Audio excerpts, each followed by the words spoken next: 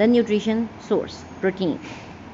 Protein is an essential macronutrient, but not all food sources of protein are created equal, and you may not need as much as you think. Learn the basics about protein and shaping your diet with healthy protein foods. What is this protein? Protein is found throughout the body in muscles, bones, skin, hair, and virtually every other body part or tissue. It makes up the enzymes that power many chemical reactions and the hemoglobin that carries oxygen in your blood. At least 10,000 different proteins make you what you are and keep you that way. Protein is made from 20 plus basic building blocks called amino acids. Because we don't store amino acids, our bodies make them in two different ways, either from scratch or by modifying others. 9 amino acids: histidine, isoleucine, leucine, lysine, methionine, phenylalanine, threonine, tryptophan, and valine, known as the essential amino acids, must come from the food.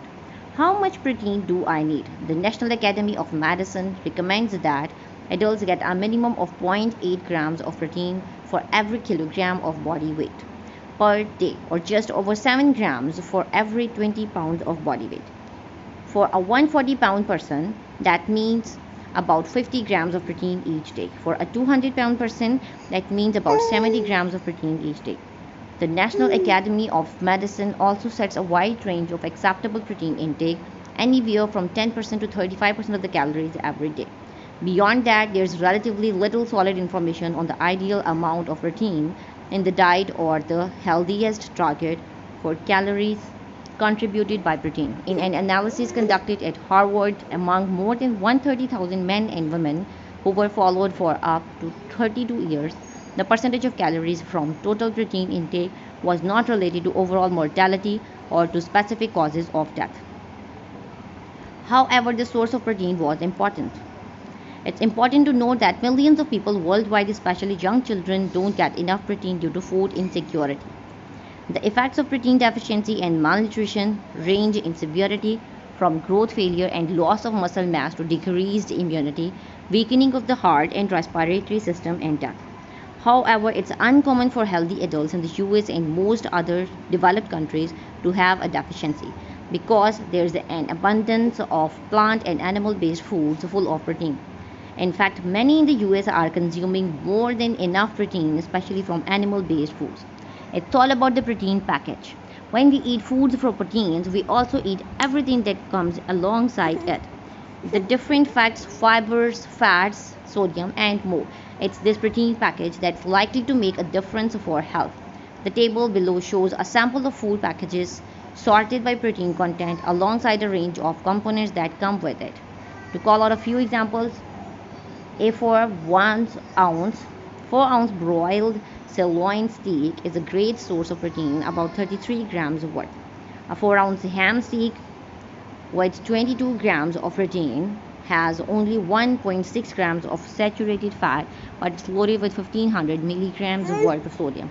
4 ounces of grilled sockeye salmon has about 30 grams of protein, naturally low in sodium, and contains. A cup of cooked lentils provides about 18 grams of protein and 15 grams of fiber, and it has virtually no saturated fat or sodium.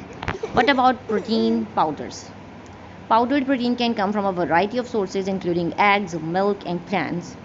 Some protein powders contain protein from multiple sources. For instance, a vegan option might include protein derived from peas, pumpkins, seeds, sunflower seeds, alfalfa. Like other dietary supplements, protein powders are not regulated by the US Food and Drug Administration for safety. They can often contain non-protein ingredients including vitamins and minerals, thickeners, added sugars, non-caloric sweeteners, and artificial flavor. If you choose to consume protein powder, it is important to read the nutrition and ingredient labels beforehand, as products may contain unexpected ingredients and large molecules of added sugars and calories. Research on protein and health. Available evidence indicates that it's the source of protein rather than the amount of protein that likely makes a difference for our health. You can explore the research related to each disease in the tabs below, but here's the evidence based takeaway: eating healthy protein sources like beans, nuts, fish, poultry in place of red meat and processed meat can lower the risk of several diseases and premature death.